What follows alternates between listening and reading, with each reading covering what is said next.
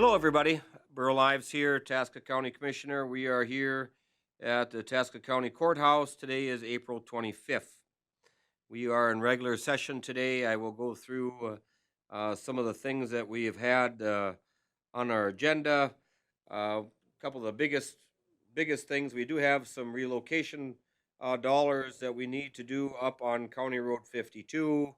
Some are with the power company up there, and some are with the Arvik to help relocate and redo our County Road 52, and we do our authorization there while we are applying for grants with probation, especially with a workload that we have going on. There's some money to be had there. We're sort of applying for some grants. One was a $208,000 grant, so hopefully we are lucky there and get awarded that. On our regular agenda, we did have a great phone call with Representative Igo. I guess I'm not going to get into too great of things with that. I will just tell you some of our concerns was the Canasteel Pit and the dewatering efforts still by the DNR, Highway 169 on the east side of Itasca County. We are still hounding on the state of Minnesota, make rural Minnesota as equals when it comes to money out in rural. Out of the 87 counties, we'd like to see more money to the 80. How's that? To help us do things that we need to be done in our counties to help, with roads, to help with our essential services, so on and so forth. We did talk about some of the permitting red tape that our state of Minnesota has become known for that needs to leave. Otherwise, we are still going to watch all of our our jobs and new businesses just keep moving right on by. We did talk in depth about our issue of power in the future here of Itasca County, and so there's great issues and great concerns going forward of how does our mining stay afloat? How does our cities get their power? We have not had any indication from anybody in the state of Minnesota on how they plan to backfeed any of it. But we'd had great conversations about that.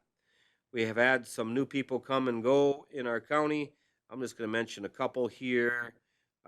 Kevin Glass, he is our new probation department director. We welcomed him. We did say goodbye to Derek Peltier. Derek is going to go be a game warden for the DNR. We wished him the best. He was with our our deputy sheriff office for over 6 years. We did say goodbye to Marcy Linkowski, legal secretary. She's leaving to go off into private business. And Jennifer Moen, she is leaving. She's working for Health and Human Services after 13 years there too. So we did welcome a bunch of new people to the county. I wish everybody who's worked for the county the best, and thank you for all your time there. We did have warrants, pay the bills. Basically, that was about 760,000. That passed. We did have Health and Human Services warrants this time. That was 1.6 million. I will just tell you, our child protection, foster care, out of home is still rampant in our county. It's not the fault of a child. We have other issues there. We do need to make our children safe. But we get a good update from Health and Human Services on that. We did have to correct some division lines, some district lines, I should say, with the Northern Itasca Hospital District that would be up in Big Fork. We had to do some changing of that. It was a small changes, but to be legal and everything that way, we did handle that. We had a great presentation from IM Care today. Same with Health and Human Services. Kelly Chandler gave us a good update on what's going on there. After that, we are having National Police Week and Peace Officers Memorial Day on that would be on May 15th through the 21st. How's that? That is what we're recognizing as the police and peace officers recognition.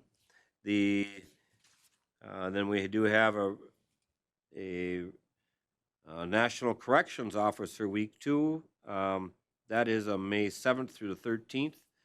That is a hard job. I'll just be honest with all of you. Same with being a sheriff, or a police officer. They're not easy jobs. They're very gratifying, but they're not easy jobs. But if you see one, please say thank you for all their hard services they have done.